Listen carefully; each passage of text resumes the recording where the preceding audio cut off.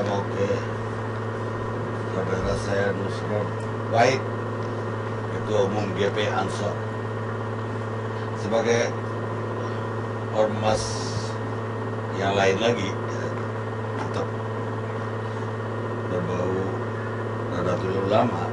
Anda melihat kejadian ini? Saya melihat ini untuk yang kesekian kalinya menilai bahwa kekurang tepatan dalam implementasi undang-undang masyarakat Indonesia. Tadi disampaikan oleh teman-teman dari FPI mengatakan kita ini punya 3 hukum: konstitusi, hukum negara, hukum agama, dan hukum adat. Di atas hukum agama dan hukum adat itu ada konstitusi. Ketika kita ini bernegara, maka kita ini acuannya adalah konstitusi. Nah, karena itu sekali lagi acuannya adalah konstitusi. Kalau memang ada masalah terhadap individu Ahok, yang perlu dibuktikan ini adalah ada nalar konstitusionalitasnya, bukan pada nalar suka atau tidak suka. Kita ini orang Indonesia yang beragama Islam, bukan orang Islam yang ada di Indonesia. Sekali lagi saya katakan, kita ini orang Indonesia yang beragama Islam, bukan orang Islam yang ada di Indonesia. Kita lahir, kita sujud, kita sholat di bumi Indonesia. Karena itu kita tidak boleh mengotori bumi Indonesia, karena kita sujud di bumi Indonesia. Karena kita sujud di bumi Indonesia, maka harus kita jaga Indonesia. Cara menjaganya bagaimana? Dengan toleran. Ada panduan-panduan, yaitu ud'u ila sabili rabbika bil hikmah wal mau'izatil hasanah. Kalau memang ada masalah dengan Ahok, kenapa tidak disampaikan dengan uswatun hasanah, dengan bil hikmah? Saya kira orang seperti Ahok itu orang yang senang berdebat, bukan anti debat. Tadi dikatakan mulutnya cablak. Orang cablak pasti dia suka debat, suka dikritik. Ya kan? Karena itu yang kita tekankan adalah apa yang dilanggar dalam Undang-Undang Dasar oleh Ahok. Itu dibuktikan secara konstitusionalitasnya.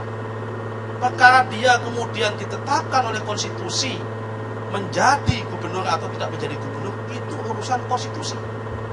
Tugas konstitusional. Bukan tugas suka tidak suka.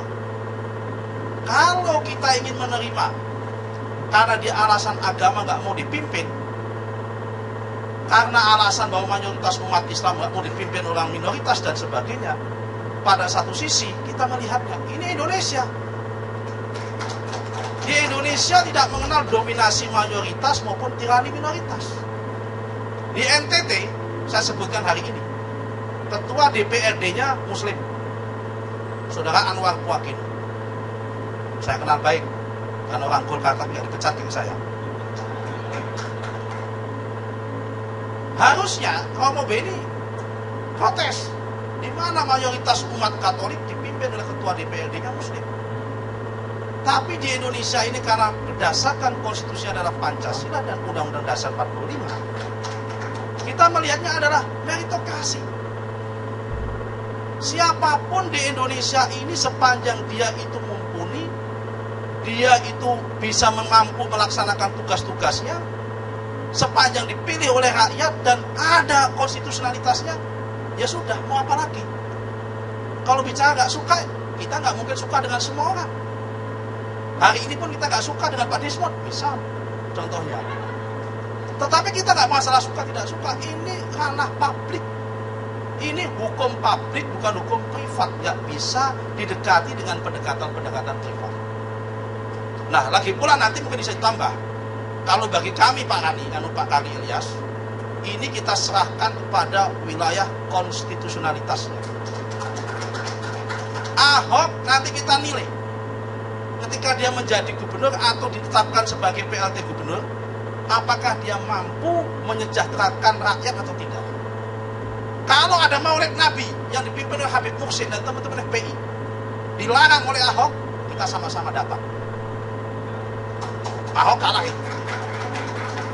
Tapi kalau ada misal kemudian ada peringatan hallnya siapa? Habib luar Batam dilarang oleh Ahok, Ahok pun harus kita tegur. Tidak boleh itu. Kan itu adalah ritus-ritus dan amaliah-amaliah yang baik, kenapa dilarang? Dan itu dilindungi oleh undang-undang. At-tasarruful imam manutun bil maslahah. Keabsahan seorang pemimpin itu diubah dari kemampuan dia menyejahterakan rakyatnya, bukan dilihat dari agama, suku atau etnisnya, bukan di situ. Orang mau dia itu Cina, mau itu Jawa, mau Betawi, sepanjang dia adil, yang dia mampu mensejahterakan rakyatnya di Indonesia, ya sudah, itulah pemimpinnya. Kita nggak boleh mempersonifikasi melihat orang itu dari perspektif-perspektif privatnya. Dia agamanya apa, sukunya apa, tidak akan selesai. Kecuali kalau dia pemimpin rumah tangga. Ini pemimpin negara. Ada undang-undang negara tentang itu. Saya kira itu Pak Karni. Terima kasih.